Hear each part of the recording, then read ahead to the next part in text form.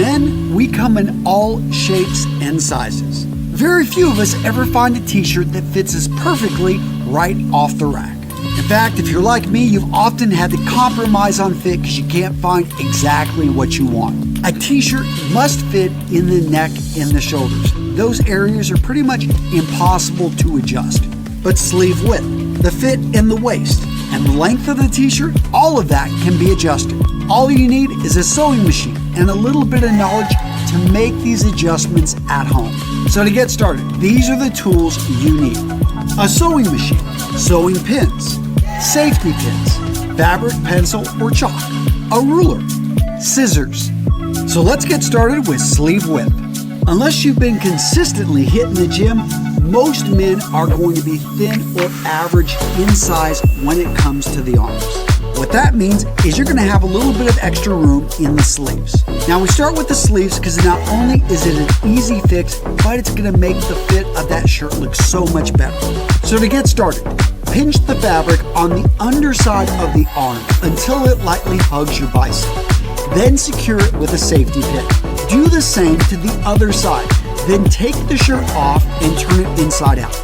Lay the shirt down flat and grab your fabric pencil and ruler. Mark a straight line from the armpit of the shirt to the safety pin mark.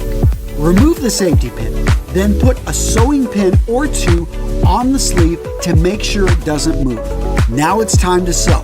Choose thread that closely matches the color of your shirt. You want it to blend into the fabric. Now you're going to be sewing with a straight stitch. Go with the 2.5 millimeter stitch length. Next up, install the walking foot attachment if your sewing machine has it, as this will feed the stretchy knit fabric through evenly instead of creating a wavy seam. Position the t-shirt in the sewing machine so the sharp end of the pins are pointing away from you. This makes them easier to remove. After the first couple of stitches, make a back stitch. This will lock in the thread and prevent your stitch from coming undone. Stitch down the line you drew with your fabric pencil, removing the sewing pins as you go. Once you reach the end, add a couple more back stitches to finish. Be sure to sew in a straight line. Don't zigzag back and forth. Now take your scissors and cut off the extra fabric, leaving 1/4 of an inch for seam allowance. Sew a zigzag or overlock stitch to create a clean finished edge. Next up, let's adjust the t-shirt waist. So if you've got a bit of a drop or a muscular build, it's common for t-shirts that fit in the chest to be too baggy in the waist. To get started, put on the t-shirt and use your safety pins to bring in the sides until you're happy with how the silhouette looks. Make sure it's even on both sides and then turn the shirt inside out and lay it on a flat surface. Using the safety pins as a guide, draw 2 lines with your fabric pencil from the bottom of the shirt to the armpit. Next, switch out your safety pins for sewing pins and it's time to start sewing. Just like the sleeves, you're going to use a 2.5 millimeter straight stitch. Add a couple back stitches once you start, then follow the line you drew, removing the pins as you go. Finish with a couple back stitches at the end and you're solid. Now cut off the fabric, leaving 1/4 inch of seam allowance. Finish off with a zigzag or overlock stitch for a clean end result. Next up, let's adjust the shirt length. So a common problem for a lot of guys, especially those on the shorter side, is that the t-shirt is way too long. In general, the perfect fitting t-shirt is going to go about 2 to 3 inches below the belt line. You don't want the t-shirt so long that it looks like a dress, but not so short that when you raise your hands, it exposes your midsection. So to get started, put on the t-shirt and measure how much you need to shorten it by. Next, take the t-shirt off, turn it inside out, and lay it on a flat surface. Line up the front and back of the shirt so it's perfectly even and then pin them together.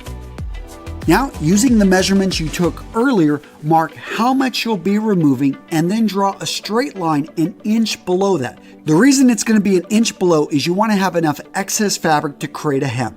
Now, using a pair of scissors, cut across the line you just drew. Next, fold up the fabric to form a 1/2 inch hem and pin it in place. Now make sure to place the pins so you'll see them on the outside of the shirt. This is going to be important later. And if your t-shirt has side seams, make sure they line up properly. Now it's time to sew. For the hem though, we're going to sew it a little bit differently. You see, t-shirts are made from knit fabric, which means they have more stretch than a woven fabric such as a dress shirt. What this means is you want your hem to be able to stretch with the rest of the fabric. To do this, we're going to replace the regular needle with a double needle and set the machine to a straight stitch. What the double needle does is it creates a zigzag stitch on the back of the fabric, allowing it to stretch.